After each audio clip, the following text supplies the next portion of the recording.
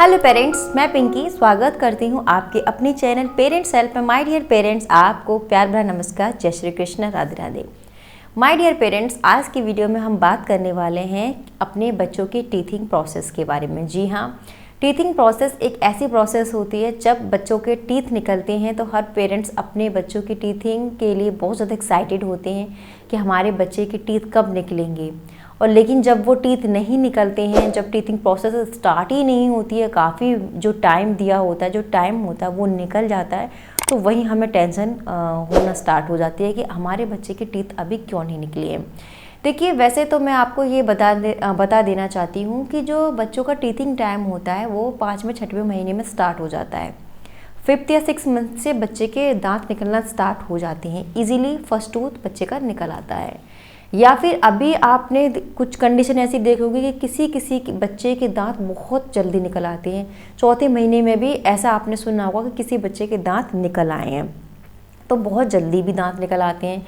किसी के टाइम से ही निकलना स्टार्ट होते हैं, लेकिन कहीं कहीं कंडीशन ऐसी स्टार्ट हो जाती है कि बच्चे का जो टाइम पीरियड है 5वां 6वां वो निकल जाता है, 7वां 8वां मंथ भी निकल गया, 9वां मंथ स्टार्ट हो गया, तब भी बच्चे के टीथ नहीं आए, और 1 साल भी हो गई है लेकिन बच्चे का फर्स्ट टूथ अभी तक नहीं निकला। तो ऐसे में हर पेरेंट्स का चिंता करना लाजमी है।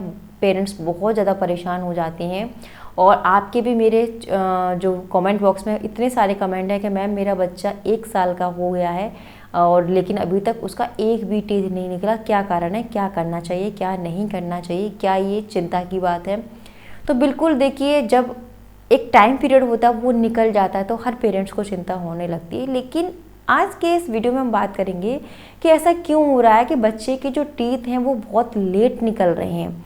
टाइम निकल चुका है लेकिन बच्चे का अभी भी टीथ नहीं निकले, क्या प्रॉब्लम है। देखिए, आपने एक चीज़ नोटिस करी होगी कि पहले के टाइम में बच्चे जो हमारी नेचुरल चीज़ें होती थी, प्रकृति, उससे जुड़े हुए होते थे।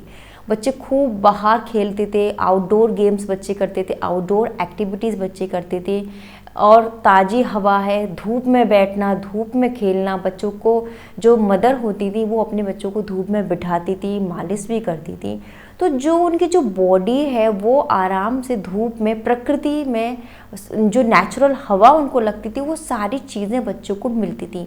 मिट्टी में खेलना, धूप में बैठना, ताज़ी हवा लेना, खूब मस्ती करना। तो बच्चे का जो डेवलपमेंट होता था वो काफ़ी अच्छे तरीके से होता था। बच्चों की इम्यूनिटी भी काफ़ी स्ट्रॉन्ग रहती थी। लेकिन पहले के अकॉर्डिंग अब देखा जाए तो बच्चे बहुत वीक रहते हैं, आए दिन वो बीमार पड़ते हैं।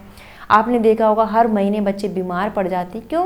क्योंकि वो प्रकृति से जुड़े हुए नहीं हैं। कहीं ना कहीं एक कमरे में ही उनका पूरा डेवलपमेंट हो जाता है। पेरेंट्स अपनी निजी लाइफ में इतने बिजी हैं, दोनों वर्किंग हैं, घर में कोई संभालने वाला नहीं है, तो मेड वगैरह संभालती हैं, बच्चों को संभालती हैं, उतना ध्यान बच्चों का प्रॉपर नहीं रख पाते जैसा कि रखना चाहिए। तो ऐसी ही जो भाग दौड़ की ज़िंदगी में जो बच्चे होती हैं उनकी जो बॉडी है वो एक्सपोज नहीं हो पाती है प्रकृति से। जैसे ना तो उन्हें नेचुरल हवा मिल पाती है, ना ही उन्हें धूप मिल पाती है, तो कहीं ना कहीं वो वीक रह जाती हैं। तो जो दांत बनते हैं, आप सभी जानते हैं, दांत कैल्शियम है, विटामिन डी है, इन सब चीज़ों से मिलकर हमारे जो दांत बनते हैं। ठीक है, बच्चे धूप में नहीं बैठते हैं, और कहीं ना कहीं धूप में ना बैठने की वजह से क्या होता है, विटामिन डी की कमी उनके बॉडी के अंदर रहती है। ठीक है, आपने देखा होगा कुछ जो बच्चे होते हैं उनके जो डॉक्टर होते हैं उनको स्टार्टिंग से ही जब उनका जन्म होता है तभी से विटामिन डी की ड्रॉप उनको देना स्टार्ट कर देते हैं, और 1 साल तक उसको कंप्लीट करने के लिए बोलते हैं कि 1 साल तक अपने बच्चे को ये ड्रॉप ज़रूर पिलाना। पर्सनली मेरी जो छोटी बेटी है, बड़ी बेटी के टाइम में भी डॉक्टर ने ऐसा ही एक विटामिन डी की ड्रॉप सजेस्ट करी थी, और छोटी बेटी के टाइम में भी उन्होंने बोला कि आप अपने बच्चे को धूप देते हो तो वेल एंड गुड। अगर आप बच्चे को धूप में नहीं ले जा पाते हो, कोई सिचुएशन है, आप वर्किंग हो, धूप में नहीं ले जा पा रहे हो, तो विटामिन डी की जो ड्रॉप होती है वो बच्चों के दांत निकलने में बहुत ज़्यादा हेल्प करती है। ठीक है, तो क्या करते हैं वो स्टार्टिंग से ही बच्चे को 1 साल तक विटामिन डी की ड्रॉप देते हैं, जिससे कि बच्चे के दांत जो टीथिंग प्रोसेस है वो ईजी हो जाए। ठीक है। तो एक सबसे बड़ा रीज़न यही है कि जो बच्चे हैं वो धूप में ना बैठना। साथ ही साथ जो मदर होती है जब प्रेग्नेंट होती हैं तो जो कुछ माँ तो धूप में बैठती हैं, कुछ जो मॉमीज़ हैं वो धूप में नहीं बैठती, प्रेगनेंसी में उन्होंने धूप नहीं ली। तो जब माँ को ही कैल्शियम की कमी है, जब माँ को ही विटामिन डी की कमी है, तो वो बच्चे में भी कमी रहेगी। ठीक है। तो बच्चे को, माँ को भी नहीं मिल पा रही तो वो बच्चों में भी कमी है, तो उसकी वजह से जब बच्चे के अंदर कैल्शियम नहीं है, विटामिन नहीं है, तो वो दांत नहीं बन पाती हैं। ठीक है। और इसी वजह से डॉक्टर क्या करती है, शुरू से ही बच्चे को विटामिन डी की ड्रॉप देना स्टार्ट कर देती हैं और कंप्लीट 1 ईयर तक देने के लिए सजेस्ट करती हैं। ठीक है। तो एक तो रीज़न ये रहा। दूसरा रीज़न ये है जेनेटिकली।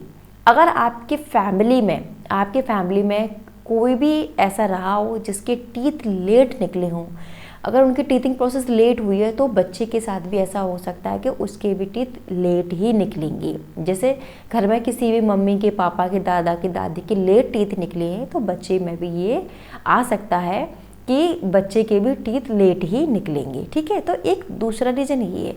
तीसरा रीज़न लो बर्थ वेट। अगर आपके बच्चे का वज़न बहुत कम है, लो बर्थ वेट की प्रॉब्लम है आपके बच्चों को, तो ऐसी सिचुएशन में भी बच्चे के जो दांत हैं बहुत लेट निकल सकते हैं।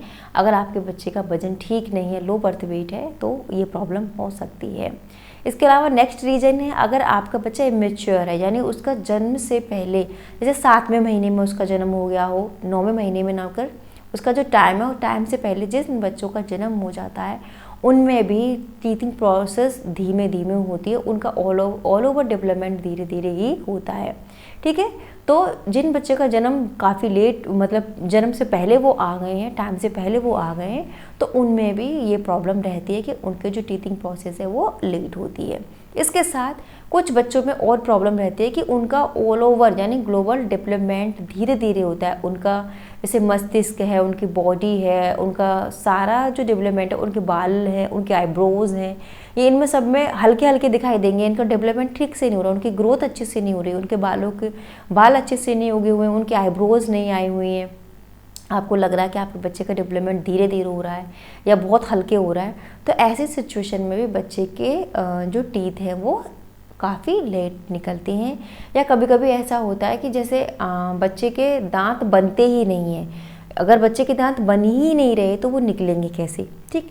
तो बहुत सारे ऐसे रीज़न हैं जिनके वजह से बच्चे का डेवलपमेंट नहीं हो पाता, बच्चे के दांतों का डेवलपमेंट नहीं हो पाता। जो मेन रीज़न है वो यही है कि बच्चे जो नेचुरल जो प्रकृति है उससे नहीं जुड़ रहे हैं, प्रॉपर हवा नहीं ले रहे हैं, प्रॉपर धूप में नहीं बैठ रहे हैं। सुबह से ही बच्चा स्कूल चला जाता है, स्कूल से आने के बाद फिर वो ट्यूशन चले जाते हैं, इस तरह से उनकी प्रोसेस चलती रहती है। तो वो धूप कहाँ ले पा रहे हैं, कहाँ वो खेल पा रहे हैं।